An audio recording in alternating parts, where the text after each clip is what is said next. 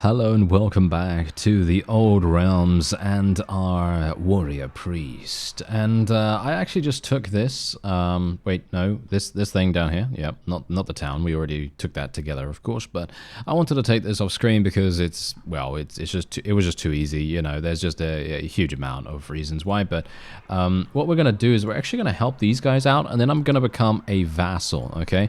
So someone very kindly let me know in the comments that influence is actually basically infinitely scaling when it comes to converting into prestige. Now this I did not know. I thought all of the projects, quote unquote, that you can get from the connected noble, I thought they were all one use, basically single use, right? And that was the reason why I was like, okay, yeah, there's not really any significant point into becoming, you know, anything else but a mercenary. You know, there's very little point in me doing that because I might as well just remain how I am, just being a mercenary, just earning huge amounts of cash and turning that into prestige when I can, and that's it. But as I said, someone let me know that influence is actually repeatable at the connected noble. So I am obviously wanting to take advantage of that. I obviously want to try to take advantage of that as best as I can. And hopefully we're going to be able to do that. So once we have indeed helped out these particular people from being destroyed, because they were actually going to lose this battle, by the way. They were going to lose this, and I very much wanted to try and help them out. And yeah, I actually feel pretty confident in my abilities now because my character is just, well, fundamentally strong now. There's just, you know, I mean, you basically just can't say no. You can't say that he's not strong anymore. You know, he's just literally full stop strong, and that's it. So you know, it's quite funny actually because usually. I'm actually not sure. When did he start getting strong? I think once we started changing his armor, right? I think once we started changing his armor, he did actually start to become even better. But yeah. Anyway, what I am going to do as well is because some people are kind of well, I wouldn't say annoyed, but you're kind of saying about how we should equip our companions. And usually I'm not a person that likes to equip companions unless they are doing a particularly good job already. But obviously maybe they just need a little bit of extra assistance to be able to make themselves do a little bit better. You know what I mean? Maybe they just need a little bit of a push to make them somewhat viable. So let's try it, you know, let's test it out. I mean, I've tried out everything else, right? I've tested out every other possibility, you know, various siege mechanics, you know, various career options, different changes in regards to our build and everything. We're changing our armor ourselves. So I'm going to give my companions much better gear. And then we're going to see whether they actually do something. Because obviously, as it stands right now, they don't really do much, and that's kind of my main experience in general. That is mostly my experience when it comes to companions. And I know, there have been other people that have created series, you know, on YouTube, on Twitch, wherever, and they've been able to, you know, conquer the whole map, or generally they've been able to do some pretty cool things with companions only. I do have a companions only series, but I think it was a while ago that was done, so the Bannerlord version is probably pretty outdated by now, but I don't know whether I played it for that long because I think I found it a little bit I don't know, a little bit frustrating just purely because it is just terrible. The companion AI is just really, really bad, but, you know, we have had glimpses, right? We have had glimpses of actual genius when it comes to our companions. Sometimes they are absolutely amazing, super, super good, and other times they are just fundamentally broken on the most basic level.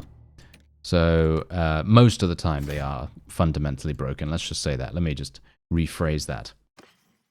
But, you know, let's see. Let's see what happens. Okay, so what we're going to do is I'm going to equip them with some really, really good stuff. This is actually better than what I have, I think. Yeah, this is better than what I have, so I'm going to be equipping that myself. And I'm just going to check and see whether there's anything here that I could potentially use that is going to be better. No. Okay. So first of all, we're going to do this guy, and then we're just going to move on and give as many really, really good pieces to everyone that we can. Better boots for him. There we go. Better armor for him. Better shoulders. And a better helmet. I guess that's going to be the best helmet that he can... Oh, no, this is going to be the best helmet that he can get. Okay, there we go. And they're going to basically just continue to use the same weapon, I suppose. I mean, we can take a look at the weapon after this, but I just want to try to maximize the protection that they have, because I actually do think that protective gear is going to fundamentally just increase how effective they are just generally. Because without good armor, they're just going to die, you know. That's literally just what happens to them. Okay, so that's it. So I'm not going to be doing my my gold wizard at all because, well, I think he needs this to be able to do anything. I actually don't know, but we're just going to leave him the way he is. And we're otherwise just going to be swapping out this guy. He's using a two-handed at the moment, so I'm just going to give him this. It's an Empire Greatsword. I know it's not a Warrior Priest item, but I'm just going to give him that because he's probably going to be quite effective with it nevertheless. So hopefully that's going to work out nicely for him. And this guy has some pretty decent one-handed skill as well. Does he have two-handed too? Yes, he does. So he has good two-handed as well. So I think we'll probably give him... The question is, can we give him a two-handed? Do we have a two-handed? Ah, there's a polearm. Okay, we can just give him that polearm, I guess, and that's going to have to do. So there you have it. So hopefully that's going to be nice. Hopefully they're actually going to survive a little bit more. Okay, so we need to speak to Aldebrand, this guy over here. So we are just going to go and speak to him. We're going to become a vassal, as I said. And unfortunately for me, I am going to end up losing huge amounts of money, obviously, because I'm not going to be gaining 42,000 anymore. But I am going to be gaining a significant amount of influence, which obviously is the main purpose of us becoming a vassal.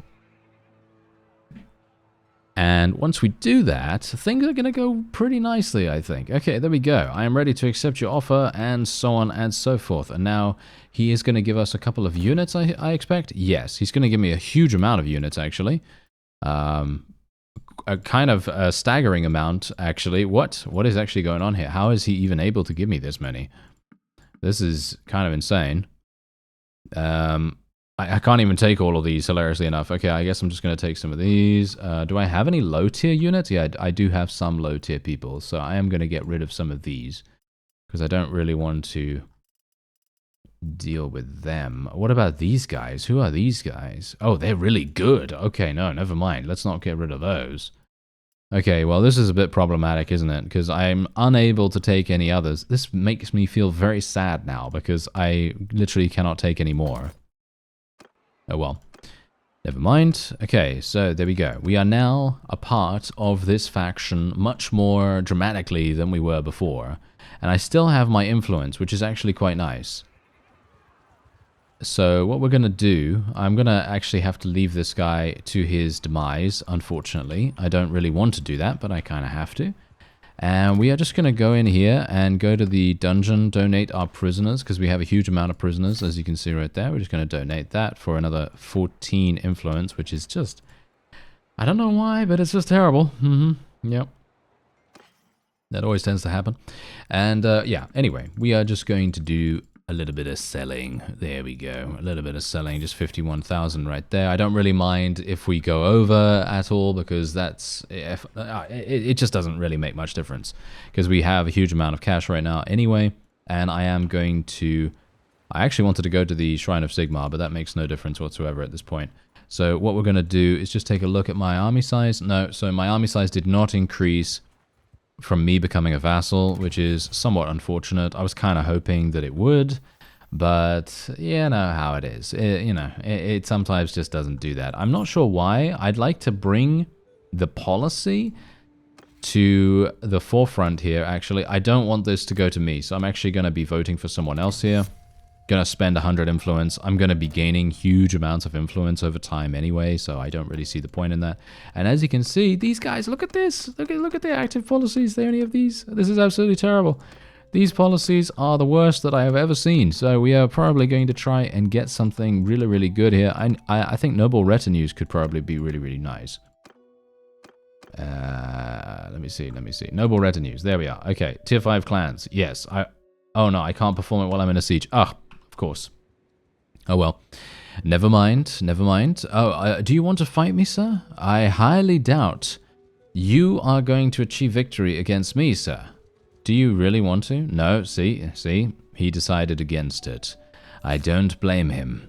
I don't blame him one bit, because I personally would probably think twice about fighting an army like ours as well, to be fair. I think we have some very, very strong people in our army right now. And it's only going to get better as we continue to earn huge amounts of prestige. At least that's the goal. You know, that is our entire reason for living right now, basically, just to get as much prestige as possible so that we can level up troops as much as we possibly can. Obviously, we're not doing even too badly in that regard, but let's see how long our companions live now, okay? Because I'm kind of hoping that they're going to survive for a little bit longer than they did before, because they died... Oh, he's dead. Alright. Well, there's that, I guess. Okay, so one of them is dead. Let's hope the other one is going to stay alive. Bear in mind, I did give both of them relatively decent gear. I would say that it's much better than what they had before, but...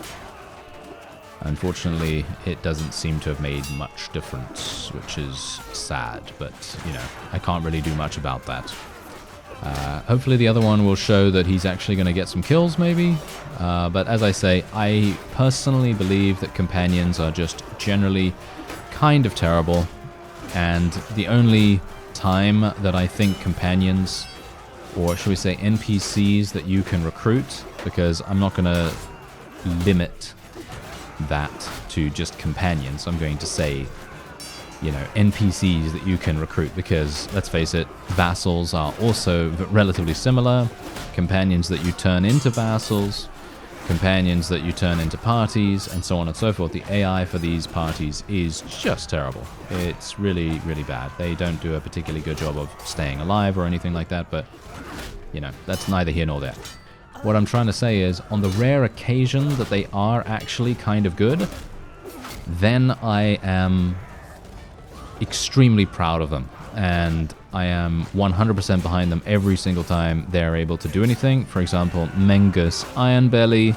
Mengus Ironbelly is a legend for me and a lot of other people that saw that series. But if you haven't seen that series, I'd highly recommend checking out one of the Europe 1100 series. And Mengus Ironbelly is in that, and he is an absolute monster. He was probably one of the best, if not the best, companion that I have ever seen in regards to his AI, in regards to how fast he was able to, well, basically do anything. He was just proficient in every single regard. And usually that's not the case, as I say. Usually that is not the case. Usually you are going to have situations where you have long stretches where companions are basically just not doing anything, especially if they become, you guessed it, yeah, especially if they become a party or a vassal or what have you. They are usually not going to be that good.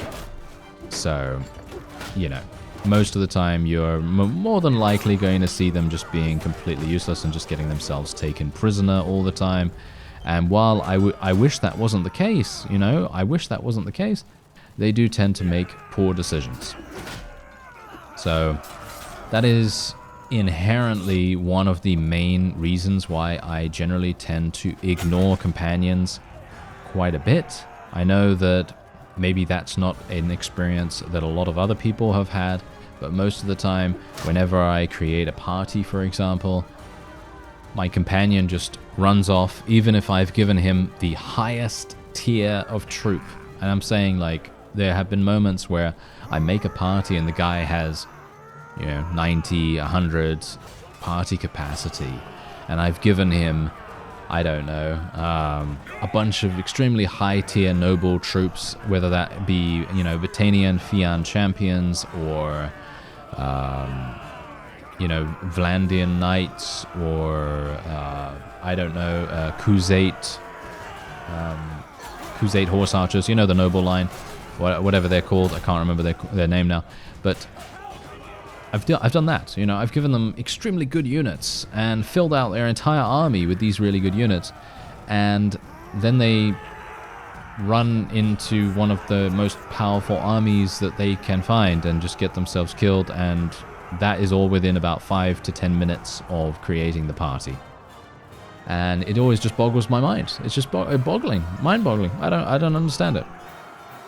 But that happens to me every single time I create a party with a companion, and that's the reason why I generally don't tend to put a lot of stock in the way that, you know, the way that I gear companions or anything like that. They always seem to just let me down almost across the board, pretty much, and that's not anything to do with, you know, personal preference, because I personally would really, really appreciate using companions more often.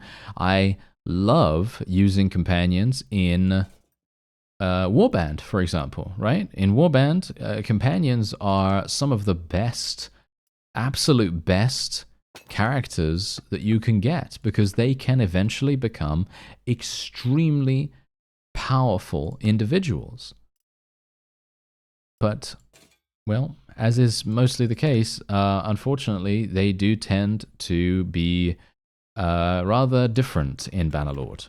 So there's also that, which is somewhat sad, because it would be fantastic if that was not the case. You know, it would be fantastic if, as I said, I think the main cause for concern is mostly that Bannerlord's companions, and this is obviously a divisive topic. I know that a lot of people, like I've said, a lot of people have had different experiences than I have. But generally, from my perspective, I feel like the random element for companions in Bannerlord is a big negative. I think that's a big drawback to the overall experience. I feel like the companions should be static. I think that generally makes them much more, should we say, much more usable, much more buildable into something that you would want them to be. Obviously, they are blank slates, so technically you can build them into anything you want, you know. There is actually a possibility to build them into anything you like, you know. There is nothing stopping you. But, well, there is something stopping me.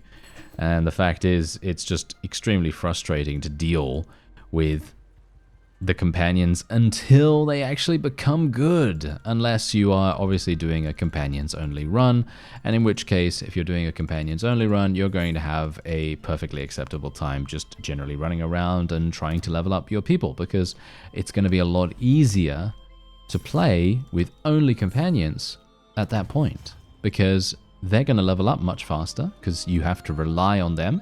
They're going to be the ones getting kills, and equipping them with gear and all that wonderful stuff is obviously going to be, you know, pretty important. But apart from that, it doesn't really matter, you know. It doesn't really matter. It's not actually that impactful. So, you know, that's the reason why, in general, whenever I pick up a companion, I'm usually picking up a companion just because I think that they might have some good group-based ability. And I'm mostly talking about the warrior priests here and the gold wizard that I have. I'm kind of hoping that they're going to have some buff spells or something that they can just cast that is going to provide us with a little bit of assistance here and there. I'm not considering at all that they're going to be getting a huge amount of kills or anything like that. So that's the reason why I generally tend to be a little bit ignoring to the companions in general, because they've always been disappointing to me, and so I just generally don't consider them at all when distributing loot. Even though I probably should, you know, I probably should give them some stuff, but as I say, I just don't really want to be hugely disappointed every single time they do something, because most of the time they are gonna let me down. So that's pretty much it. That is the only reason. Because as you know, or as you may or may not know, I don't know, whenever I've played something in Warband, for example, like let's say in Prophecy of Pendor, I always try to get extremely good companions, and they're always going to be somewhat effective, and they're always fun to use. But yeah, as I say, that means that they're actually useful, and that means that they actually do things. You know what I mean? Like, you make them into a vassal in Prophecy of Pendor, and you will see them on the world map actually helping you out. And that's the reason why I say that Mengus, right, from the Europe 1100 series, he was fantastic, because he actually helped me rather than being a liability. Because I don't want to spend, you know, however much influence and gold and all this other stuff to be able to create a vassal, and then that vassal turns out to be an absolute huge waste of time. You know, what's the point? What's the point in doing that? You know, that just doesn't make any sense to me. So that's the reason why I generally tend to be a bit, shall we say, reluctant. But yeah, anyway. Rant over. My apologies. I actually didn't mean to talk about companions that much, but I had a lot of thoughts on it, and generally, as I say, this is not a reflection on other people's playstyles or other people's opinions or anything like that. It's just literally my own thoughts on the reasoning behind why I don't gear companions, and that's it. It's nothing to do with any of you. You know, it's all to do with my own thought process, and that's it. And I just wanted to explain that so, you know, people know the reasoning behind it, and then I don't have to, you know, I don't have to go, oh, well, the reason is this, this, and this, and this, and this, and this, and so on and so forth, you know, because, you know, it's not like I don't want to gear them, it's just they don't really do much, and that's it. That's the bottom line. But anyway, we're actually doing pretty well here, surprisingly enough, and I feel like, you know what? I feel like we are pretty unstoppable at this point. Do you think? I actually don't even know. Is there anything else we should do? Is there anything else we should do in the Old Realms right now? I'm actually unsure, because we've reached a point once again where our character, I think this might actually be the most powerful character we've had so far. Not from a killing perspective. I mean, he's still obviously fantastic, you know, at that. But I think the Way Watcher is far and away the most powerful character we've had in regards to damage output. But the Warrior Priest is immune to damage, basically. Like, we literally cannot die most of the time unless we get really, really unlucky. Because of the aura. The aura is just insane. It's just so incredibly good. Very, very effective. Heals all of my troops as well, which is even better. I can even cast some stuff, like I can cast Healing Hand and everything, and that's going to provide me with even more benefit. And look at this. Look at how much damage I'm dealing. It's actually insane. But yeah, so that is going to be it for this particular siege. And I'm actually wondering whether that's going to be it for this series. I don't know. Because I'm not sure Maybe we should play as the vampires again. Maybe it would be kind of fun to play as the vampires again. It's been a while since we've actually played a vampire character. I did play a vampire character when the Old Realms was first released. And had a whale of a time. You know, absolutely love playing as vampire. I think it is extremely fun. Unfortunately for me, though, there does appear to be one enemy remaining.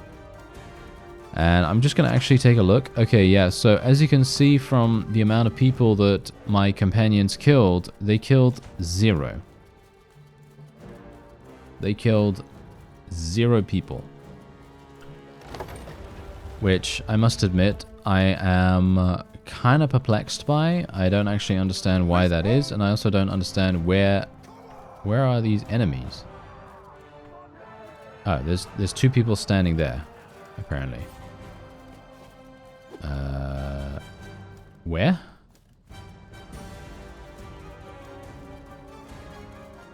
Where are they? This is some weird stuff right here. I have no idea. They seem to be in some weird place. Ah, there we go. Okay. Whew. They found them. All right, that was weird. Anyway, there we go. Another 174 influence. Okay, so I actually have no idea how much influence I even need, but I have over 1,000 prestige now, which is quite funny. Just from me randomly doing stuff. And I'm actually unsure. Do we get prestige randomly just from being a vassal, like over time or something like that? I actually don't know. Anyway, I'm just going to donate the rest of the experience and the loot and all that stuff to my troops so that we can continue to level them up, because we do have enough. We certainly have enough loot to be able to sell to the merchants here. As you can see, I literally just bankrupted this one in an instant of clearing out my inventory, so we don't really need to worry about that either. But let's take a look at... Yep, this is going to be a pretty expensive one, isn't it? How much are we going to have to spend? Only 538. 538 prestige. I was actually thinking to myself that was going to be extremely much more expensive than it ended up being. But yeah, anyway. As you can see, we have fundamentally increased Hochland is so dramatically here that they started with this. They started with 1 town, as far as I remember. And now they have 1, 2, 3, 4, 5 towns and any number of castles. That's actually pretty crazy, if I do say so myself. I'm pretty happy that we were able to do that. And I'm actually not sure. Shall we end the series here? I don't know. That's the point. Because I could very easily continue onward here, but this is also the reason why I tend to end series in the Old Realms a little bit earlier than other series. Mostly because if you look at our character here, we are extremely powerful right now. Most enemies and enemy armies are going to die. They are going to lose against us. There is not much they can do to stop us because we are just that strong. And so it kind of begs the question whether we want to continue with that. Do we? That's the question. I don't know. So by all means, let me know if you want to see more, if there's any other suggestion that you have for me. Because maybe you do. Maybe there is a suggestion that you have that might be somewhat useful. I am actually going to get forgiveness of debts implemented here because I want loyalty to increase dramatically in all of our towns. That's going to be fundamentally so much better than pretty much anything else. I did spend a lot of influence doing that, but I don't really mind. We have enough prestige as it is, so I don't really need to go to the Connected Noble or anything like that. But yeah, I think if we do end the series off here, which may be a good idea, I will be creating a vampire next, because I think I've created 2 Wood Elves, I've created an Empire character that I've never created before, and I think revisiting the vampires might be quite fun, because it's just a completely different style of gameplay, which I think might be quite fun. But anyway, let me know what you think about that. If you feel like I should attack somewhere specific, if there's anywhere specific that you think would be cool, like obviously we've already taken Brass Keep once before, so there's not really any point in me doing that again. But If there are any other specific special areas you think I should go, then by all means let me know and I'll try to make it happen. I thank you very much for watching, and I'll see you next time.